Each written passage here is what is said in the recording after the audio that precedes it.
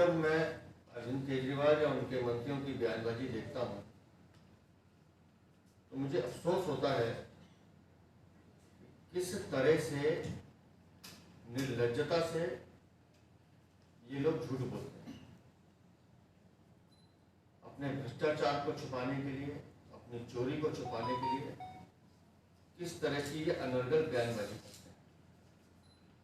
मैं लगातार पिछले 5 दिनों से एक ही सवाल अरविंद केजरीवाल से बार बार पूछ रहा हूँ।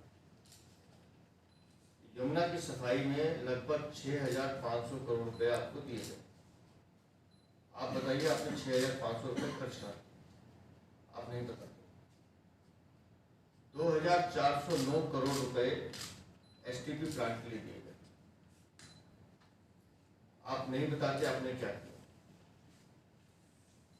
जितना भ्रष्टाचार अरविंद केजरीवाल ने यमुना की सफाई पे किया है, और जब एमसीडी उनके हाथ में आ गई, एमसीडी की सत्ता उनके पास आ गई, तो मानसून से पहले पीडब्ल्यूडी और एमसीडी ने जो नाले साफ करने थे उस पर करोड़ों रुपए का भ्रष्टाचार किया, उन्होंने वो नाले साफ नहीं किए। और इसका कई सारे उदाहरण भी हैं। अभी तक तो हम कह रहे थे तो कोई मानता नहीं था। ये अरविंद केजरीवाल का अभी एक आम आदमी पार्टी का ट्वीट है। अरविंद केजरीवाल खड़े होकर बोल रहे हैं जिस बात को मैं बार बार कह रहा हूं कि नाले भरे हुए हैं। पिछले 4 दिन से हम एक बात कर रहे हैं कि दिल्ली के दिल में जो पानी आया है, यमुना का पानी उफान पे आता है, यमुना किनारे बाढ़ आती है, समझ में आता है। लेकिन जब पानी वहां से निकल कर या नीचे नालों के रास्ते से दिल्ली शहर के बीच में आता है तो यमुना का पानी कम, वो नालों से बैक वाटर फ्लो मार रहा है। बैक वाटर फ्लो इसलिए मार रहा है क्योंकि आपने भ्रष्टाचार किया, आपने नाले साफ नहीं किए, आपने नालों से पानी जाने का रास्ता छोड़ा ही नहीं। अब ये अरविंद केजरीवाल खुद कह रहे हैं कि आईटीओ में ड्रेन में ब्रीच की हुई।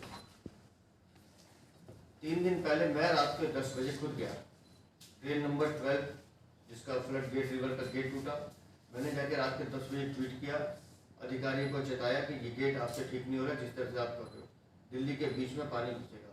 और सुबह होते होते WHO की बिल्डिंग हमारे पास थी, तुम्हें साफ करने थे, तुमने नहीं किए। तुमने वहां भी चोरी की, भ्रष्टाचार किया, जिसकी तुम्हें लत लग चुकी है। केजरीवाल नशे के आदमी है और वो नशा है पैसा कमाने का, भ्रष्टाचार करने का। फिर वो आगे भी लिखते हैं यमुना के ओवरफ्लो होने की वजह से पानी आया।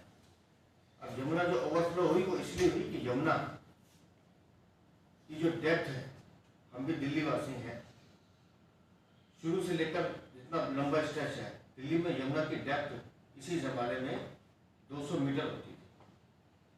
और मैं बड़े दावे के साथ कह रहा हूँ कि जैसे जैसे यमुना दिल्ली की तरफ आती जाइए, वजीराबाद के बाद से लेकर ओखला तक दिल्ली की जो डेप्थ है वो 35-40 मीटर है। उसका कारण है वो गाद, वो गंदगी जो यमुना के अंदर किनारों में बसी हुई है, पक्के घाट आपने वहाँ बने नहीं, जिसकी वजह से वो गाद जमते जमते जमते वो इतना विकराल रूप ले लिया कि उसमें पानी का फ्लो कम कर दिया। ये तो एक विषय, लेकिन वो इसको स्वीकार नहीं करेंगे। अब मैं उनकी नेग्लिजेंस दिखाता हूँ।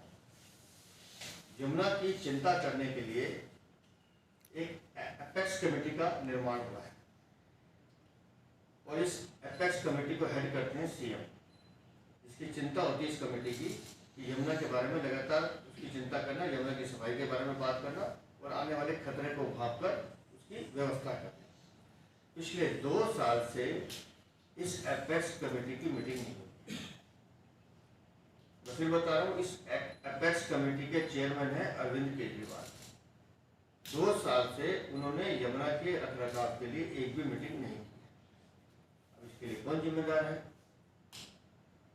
अब इसके लिए हथनीकुंड बैराज तो जिम्मेदार नहीं है, आपको कमेटी करनी थी। इसके साथ साथ एपेक्स कमेटी की मीटिंग नहीं हुई है, 3 वार्निंग इसको दी गई कमेटी को। सिचुएशन, व्यवस्था बिगड़ सकती है, खराब हो सकती है, कृपया जल्दी मीटिंग बुलाएं। लेकिन अरविंद केजरीवाल को जनता की सेवा नहीं करनी है। अरविंद केजरीवाल को सिर्फ राजमहल बनाना है। मैं राजा हूं, मुझे तो सिर्फ आराम करना है, मेरे आराम में कोई खलल न डाले। अब जो मैं